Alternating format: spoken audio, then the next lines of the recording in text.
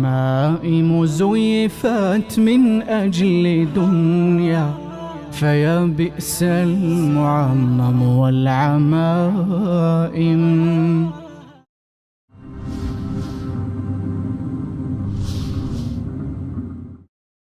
هذه الكيفية احنا بنريد نجي لدي عبد الله صلوات الله عليه بهاي الكيفية. جاب حبل بيده وقال للغلامة ضع السلسلة والحبل برقبتي واسحبني كالكلب إلى الحسين عليه السلام. لما وصل قال ذن البيتين ثم صار شاعرا، جاء بأنه مقودا للإمام، ذليلا للإمام، ذليلا للإمام،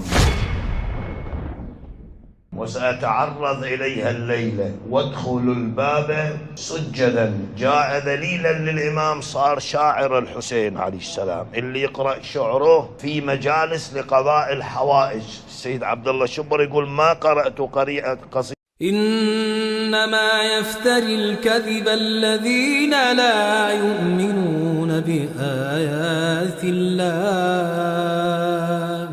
وأولئك هم الكاذبون.